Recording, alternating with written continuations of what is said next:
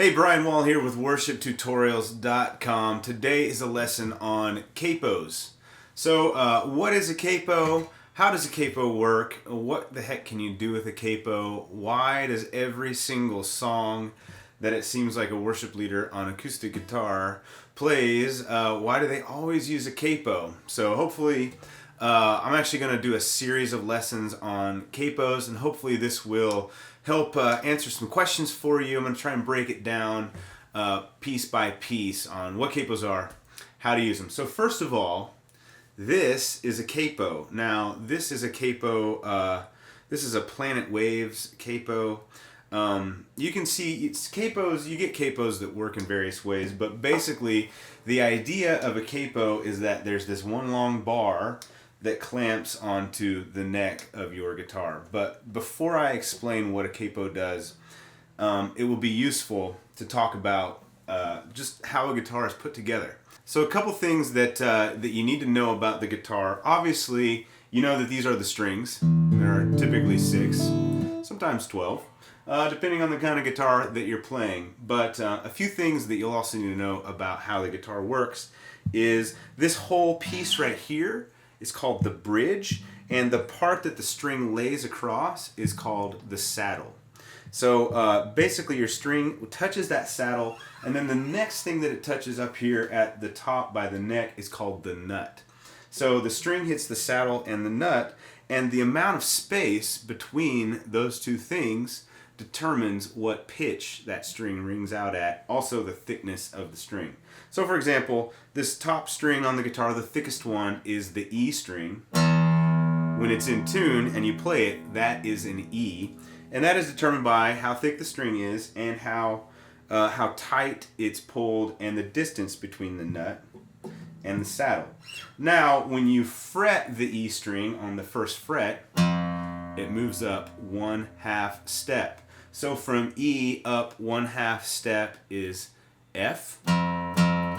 One more half step is F sharp. Another half step is G. So as you see, what you're doing is you're shortening the length of the string as you go up.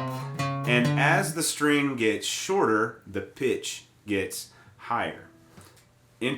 Well, first of all, let's talk about individual notes and chords. So like I said, E, F, F sharp, G, G sharp or A flat, A sharp, B, C, and so on and so forth, all the way up. Each string does that. So for A, B flat, B, and so on. All the strings do that. So you can think about it in terms of individual strings.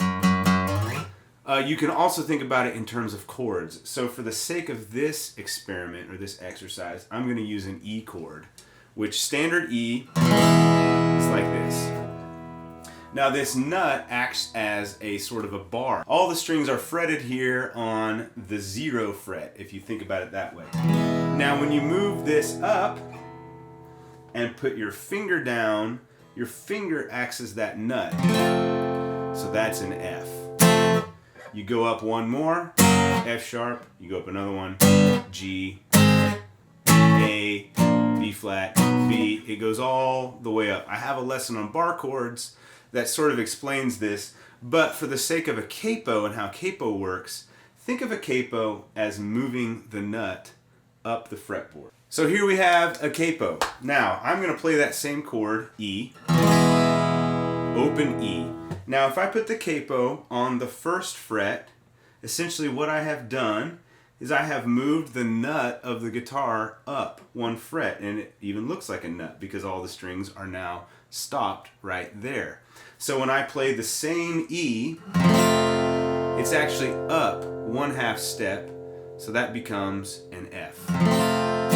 If I move it up to the 2nd fret, F sharp, keep going up, G, keep going up, A flat, A. You can hear it just getting up, going 1 step higher.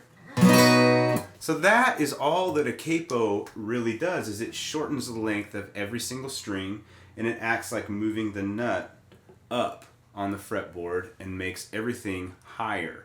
So as you think about it, as you put the capo on higher on the guitar, the strings ring out higher.